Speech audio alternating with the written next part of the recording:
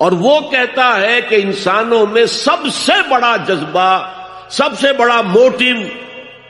جنسی ہے۔ اللہ نے بڑی کشش رکھی، مرد میں عورت کے لیے، عورت میں مرد کے لیے، لیکن عورت پیسو ہے مزاجن، وہ اقدام نہیں کرتی، آگے نہیں بڑھتی، مرد اقدام کرتا، آگے بڑھتا۔ یہ جو کشش ہے، اس کے نتیجے میں مرد اور عورت کے درمیان بے حجابی گویا کہ آگ پر تیل ڈالنا ہے، آگ بھڑکے گی۔ اسلام نے اس کو روکا ہے، پورا نظام اس کا معاشرتی،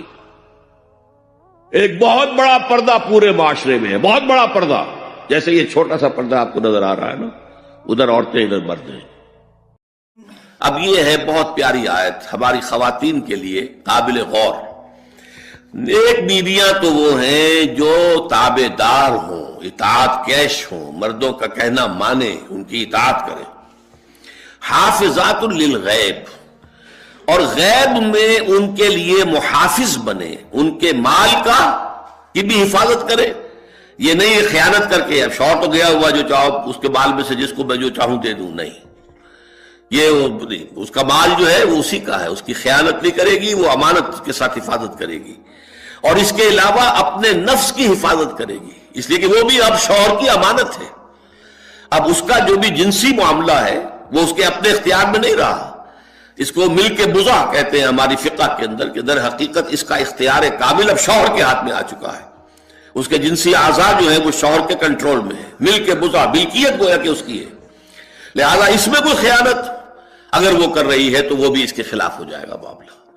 فالصالحات قانتات، تو نیک بیویاں وہ ہوتی ہیں جو تابع دار ہو، فرما بردار ہو،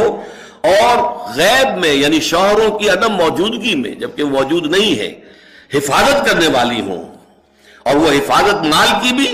اور ان کا اپنے نفس کی بھی، اور یہ کام آسان نہیں ہے، آپ کو معلوم ہے۔ شوہر کبھی 4 مہینے کے لیے باہر چلا گیا ہے، کبھی 1 سال کے لیے باہر چلا گیا ہے، عورت کے لیے اپنے نفس کو تھامے رکھنا،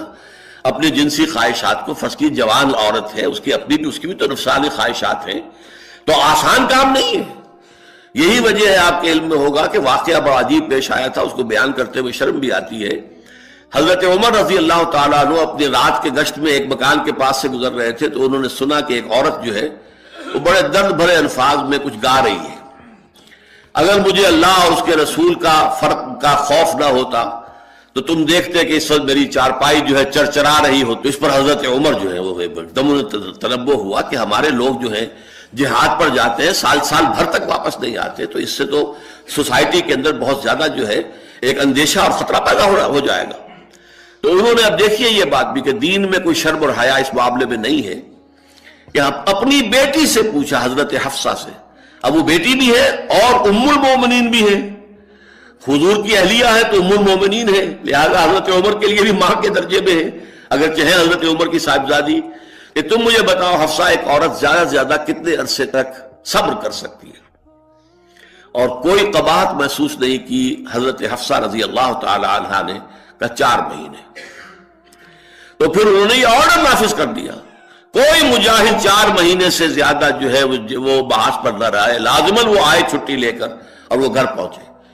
اس